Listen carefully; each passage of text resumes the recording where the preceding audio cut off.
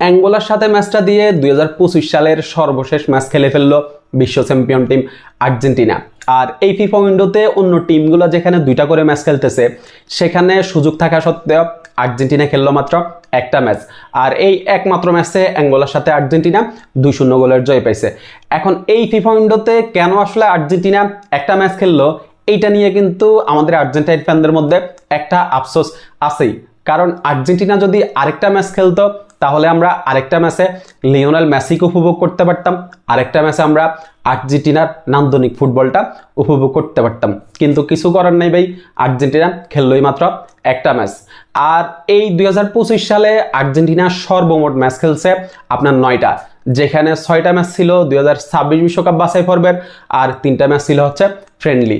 এই 9টা ম্যাচের মধ্যে আর্জেন্টিনা জয় পাইছে হচ্ছে আপনার 7টা ম্যাচে, একটা ম্যাচ ড্র করছে এবং বাকি একটা ম্যাচ আর্জেন্টিনা হেরে গেছে।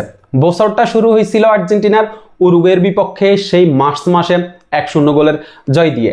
এরপরের ম্যাচটাই আর্জেন্টিনা ব্রাজিলকে 4-1 গোলে বিধ্বস্ত করে। এরপর হচ্ছে আর্জেন্টিনা আপনার ভেনেজুয়েলার সাথে 3-0 গোলের জয় পাইছে একটা ম্যাচে, আর চিলির সাথে একটা ম্যাচে আর্জেন্টিনা 1-0 গোলের জয় পাইছে। আর হচ্ছে কলম্বিয়ার সাথে আর্জেন্টিনা একটা ম্যাচে 1-1 গোলে ড্র করে। আর ইকুয়েডরের সাথে বছরের একমাত্র হার আর্জেন্টিনা ওই ম্যাচটা 1-0 গোলে হেরে গেছে। আর হচ্ছে পুয়ের্তো রিকোর বিপক্ষে আপনার ফ্রেন্ডলি ম্যাচে আর্জেন্টিনা 6-0 গোলে জয় পাইছে, ভেনেজুয়েলার বিপক্ষে 1-0 গোলে জয় পাইছে, এবং বছরের সর্বশেষ ম্যাচ আর্জেন্টিনা অ্যাঙ্গোলার সাথে 2-0 গোলে জয় পাইছে। আর এই বছর আর্জেন্টিনার জার্সিতে সবচেয়ে বেশি গোল করছে Argentine goal machine Lautaro Martinez. এবছর আর্জেন্টিনার জার্সিতে লাউতারো মার্টিনেজ সর্বমোট 4টা গোল করছে। আর অ্যালেক্সিস ম্যাকঅ্যালিস্টার এবং লিওনেল মেসি আর্জেন্টিনার জার্সিতে এই বছরে 3টা করে গোল করছে। আর থিয়াগো আলমাদা এবং হুলিয়ান আলভারেজ তারা হচ্ছে 2টা করে গোল করছে।